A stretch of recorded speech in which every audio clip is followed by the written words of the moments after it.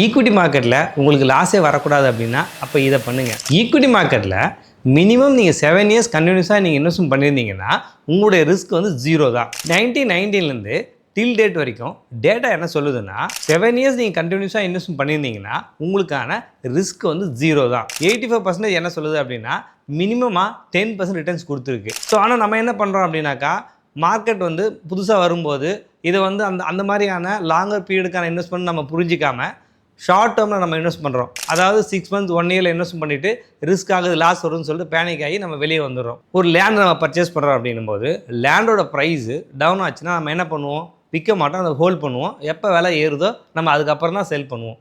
அதே போல் தான் gold by பண்ணுறோம். கோல்டு ப்ரைஸ் டவுன் ஆனதுக்கப்புறம் நம்ம செல் பண்ணுவோமான்னு செல் பண்ண மாட்டோம். கோல்டோட ப்ரைஸ் இன்க்ரீஸ் ஆனால் தான் செல் பண்ணுவோம். ஆனால் நம்ம ஈக்விட்டி மார்க்கெட் வரும்போது மார்க்கெட் டவுன் ஆனோடனே நம்ம பேனிக் ஆகி என்ன பண்ணுறோன்னா இருக்கிறத செல் பண்ணி லாஸை செல் பண்ணிவிட்டு நம்ம வெளியே வந்துடுறோம்.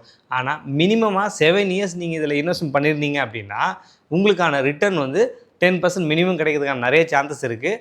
அதே போல் ரிஸ்க் லெவல் 0 தான். லாஸ்ட் 18 மந்த்ஸாக ஈக்விட்டி மார்க்கெட் பெரிய ரிட்டர்ன்ஸ் கொடுக்கல. என்கிட்டயுமே நிறைய பேர் கேட்பாங்க, புதுசாக இன்வெஸ்ட் பண்ணவங்க, சார் மார்க்கெட் வந்து நெகட்டிவாக இருக்குது, என்னோடய இன்வெஸ்ட்மெண்ட்லாம் வந்து நெகட்டிவாக இருக்குது, நான் இன்வெஸ்ட்மெண்ட் பண்ணதுலேருந்து எனக்கு ரிட்டர்னே வரல, நான் விட்ரா பண்ணிட்டுமா அப்படின்னு கேட்பாங்க.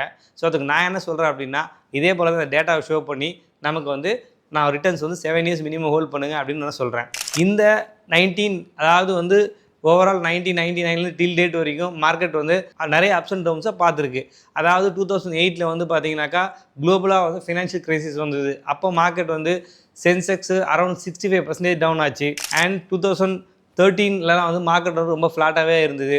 அதுக்கப்புறம் டிமானிஸ்ட்ரேஷன், கோவிட் டைமில் நிஃப்டி அரௌண்ட் வந்து 35% டவுன் ஆச்சு. உக்ரைன் வார்லேயும் அகைன் மார்க்கெட் வந்து ஃபால் ஆச்சு. ஸோ அது மாதிரி ஒவ்வொரு டைம்லேயும் வந்து மார்க்கெட் வந்து நிறைய பர்சன்டேஜ் வந்து ஃபால் ஆகிருக்கு. அப்படி இருந்துமே 7 இயர்ஸ் பீரியடில் நல்லாவே வந்து ரீபவுண்ட் ஆகி நல்ல ரிட்டர்ன்ஸே கொடுத்துருக்கு. ஸோ மார்க்கெட்டை பொறுத்த வரைக்கும் என்னன்னாக்கா வால்டிலிட்டி எப்பவுமே இருக்கும். ஆனால் க்ரோத் இஸ் லாங் ரனில் பார்த்தீங்கன்னா பர்மனெண்ட்டாக இருக்கும். ஸோ நம்ம லாங் ரனுக்கு நம்ம வந்து ஒரு ப்ராடக்ட்டில் இன்வெஸ்ட் பண்ணுறதுக்கு ரெடியாக இருந்தாக்கா கண்டிப்பாக நீங்கள் வந்து ஈக்விட்டியை வந்து ஒன் ஆஃப் த போர்ட்ஃபோலியோவை நீங்கள் வந்து சூஸ் பண்ணலாம்.